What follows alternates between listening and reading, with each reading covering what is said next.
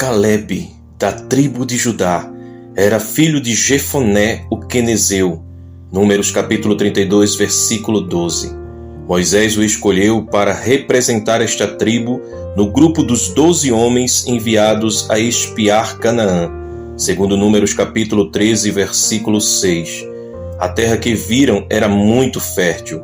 Trouxeram grandes cachos de uva e relataram sobre a riqueza e a prosperidade da região. Entretanto, descobriram que a terra era também ocupada por povos temíveis, principalmente os descendentes do gigante Enaque, que viviam próximos a Hebrom. 10 dos espias voltaram desapontados e convencidos de que jamais conseguiriam vencer uma batalha contra aqueles povos. Por causa disso, voltaram-se contra Moisés. Os israelitas, ao ouvir o relatório, argumentaram que melhor seria se tivessem ficado no Egito, conforme podemos ver em Números capítulo 13, versículos do 26 ao 29 e do capítulo 13, do versículo 31 ao capítulo 14, versículo 4. De todos os espias, somente Calebe e Josué tiveram fé suficiente em Deus para saber que eles os capacitaria a conquistar Canaã. Primeiro deram um relatório alternativo a Moisés e então apelaram para o povo. A total confiança deles na soberania do Senhor foi proclamada em voz alta diante de todos nesse discurso. A terra pelo meio do qual passamos a espiar é terra muito boa. Se o Senhor se agradar de nós, então nos fará entrar nessa terra e nula dará. É uma terra que mana leite e mel. Tão somente não sejais rebeldes contra o Senhor, e não temais o povo dessa terra, porque como pão os devoraremos. A proteção deles se foi, mas o Senhor está conosco. Não os temais. Números capítulo 14, do versículo 7 ao versículo 9. Como castigo sobre o povo pela falta de fé, toda aquela geração foi impedida de entrar em Canaã. Gastaram o resto da vida vagando pelo deserto. Números capítulo 14, versículos 22 e 23. Somente Calebe e Josué viveram o tempo suficiente para entrar na terra, e ambos tiveram participação significativa nas batalhas de conquista de Canaã, muito tempo depois. Números capítulo 14, versículos 24 e 30.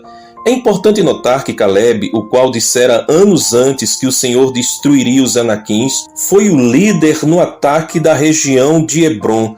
Ele liderou pessoalmente as forças que derrotaram os gigantes e tempos mais tarde recebeu aquela área como herança, conforme podemos ver em Josué capítulo 14, do versículo 6 ao versículo 15 e Josué capítulo 15, versículos 13 e 14. Calebe ofereceu sua filha Aquisa em casamento ao homem que conquistasse Kiriat-Sefer, que veio a ser Debir, conforme podemos ver em Juízes capítulo 1, versículo 11.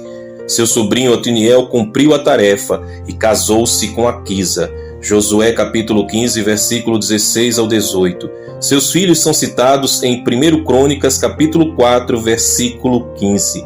A perseverança em seguir ao Senhor de Calebe, Josué capítulo 14, versículo 14, Deuteronômio capítulo 1, versículo 36, tornou-se um exemplo para as futuras gerações. Essa fé consistia num descanso calmo e prático em Deus, como Todo-Poderoso, que jamais falha em suas promessas. Acreditar em uma coisa, mas agir baseado nisso em face de adversários tão assustadores.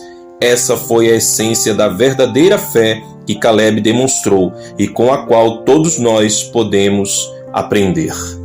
Barnabé é o apelido que os apóstolos deram a um levita natural de Chipre, que se tornou líder na igreja primitiva. Seu nome judeu era José, mas Lucas interpretou seu nome apostólico como Filho da Consolação, para sugerir algo do seu caráter, conforme podemos ver em Atos capítulo 4, versículo 36. Barnabé é mencionado 29 vezes em Atos e 5 nas cartas de Paulo.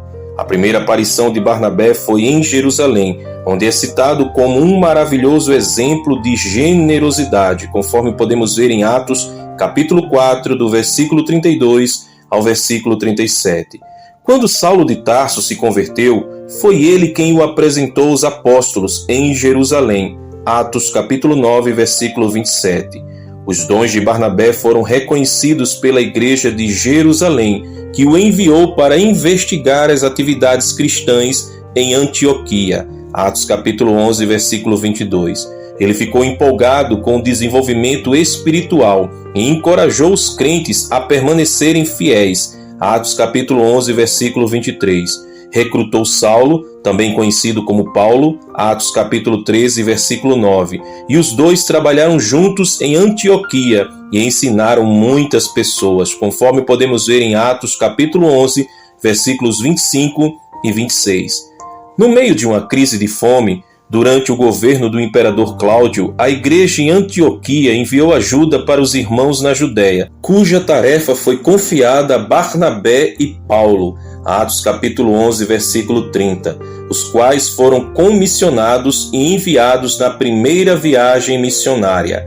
Atos capítulo 13, do versículo 1 ao versículo 3.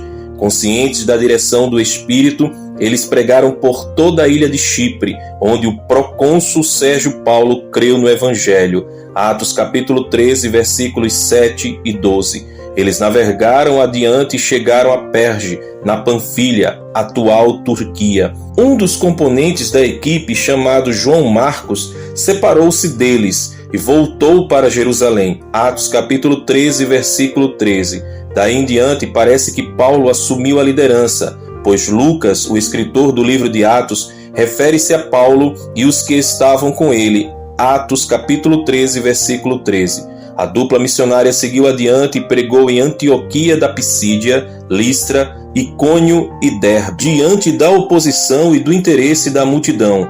Atos capítulo 13, do versículo 42 ao versículo 51, Atos capítulo 14, do versículo 1 ao versículo 7 e do versículo 19 ao versículo 21. Indicaram homens aptos a prover futura liderança para cada igreja, conforme podemos ver em Atos capítulo 14, versículo 23.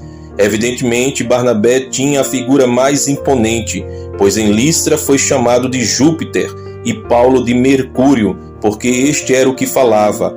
Atos capítulo 14, versículo 12. Na viagem de volta, fizeram o mesmo itinerário e, ao chegar a Antioquia da Síria, prestaram relatórios sobre a missão realizada.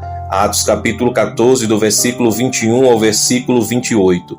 Paulo e Barnabé apresentaram a proposta sobre a plena admissão dos gentios na igreja. Atos capítulo 15, do versículo 1 ao versículo 5 e o versículo 12. E receberam apoio do Concílio de Jerusalém, versículos do 22 ao 29. A decisão do conclave foi bem aceita em Antioquia, onde ambos ficaram por algum tempo pregando e ensinando, conforme podemos ver do versículo 30 ao versículo 35. Infelizmente, os dois companheiros tiveram um sério desentendimento a respeito de João Marcos. Paulo recusou-se a levá-lo na segunda viagem missionária, enquanto Barnabé deu-lhe uma segunda chance ao conduzi-lo consigo a Chipre. Atos capítulo 15, do versículo 36 ao versículo 39. A partir desse momento, o Filho da Consolação não é mais mencionado no relato de Atos. Existem 3 referências a Barnabé em Gálatas. Gálatas capítulo 2, versículos 1, 9 e 13, onde aparece com Paulo e Tito numa consulta com os líderes da igreja em Jerusalém. Durante essa reunião privativa, Tiago, Cefas, que é Pedro, e João estenderam a destra da comunhão a Barnabé e Paulo, ao concordar que deveriam ir para os gentios, e eles à circuncisão, no caso aos judeus. Gálatas capítulo 2, versículo 9. Lamentavelmente, Pedro cedeu às pressões dos defensores da circuncisão, e até Barnabé se deixou levar pela sua dissimulação, que Paulo confrontou e repreendeu, conforme podemos ver em Gálatas capítulo 2, versículos 13 e 14. Em 1 Coríntios, Paulo discute os direitos de um apóstolo e levanta uma série de questões retóricas destinadas a estabelecer o princípio de que os que anunciam o Evangelho, que vivam do Evangelho, conforme podemos ver em 1 Coríntios capítulo 9, versículo 14. Assim ele pergunta incisivamente: não temos nós o direito de levar conosco uma esposa crente, como também os demais apóstolos e os irmãos do Senhor e Cefas? Ou só eu e Barnabé não temos o direito de deixar de trabalhar? 1 Coríntios capítulo 9, versículos 5 e 6. A referência final a Barnabé é tocante, porque se relaciona a João Marcos, seu sobrinho, o qual mandou saudações com Aristarco, prisioneiro junto com Paulo. O problema que tiveram foi resolvido e o apóstolo escreve aos Colossenses: se ele, João Marcos, for ter convosco, recebei-o. Colossenses capítulo 4, versículo 10. O ministério paciente de Barnabé com João Marcos foi bem sucedido, conforme podemos ver em 2 Timóteo capítulo 4, versículo 11. O que se poderia dizer sobre o caráter de Barnabé? Era uma pessoa boa, generosa e calorosa, que ofertou abundantemente seu tempo e seus talentos para a causa de Cristo, tanto em casa como nos lugares distantes. Era um homem de oração que buscava a direção do Espírito Santo para tomar as decisões, encorajava seus companheiros de trabalho no ministério cristão e era um amigo sempre disposto a dar uma segunda chance a quem precisasse. Via potencial nas pessoas e desejava recrutá-las, mesmo que só com o tempo, conforme aconteceu com Paulo, pudessem superar as dificuldades. Como qualquer outro ser humano, Barnabé podia ceder às pressões, mas geralmente era homem de bem e cheio do Espírito Santo e de fé. Atos capítulo 11, versículo 24.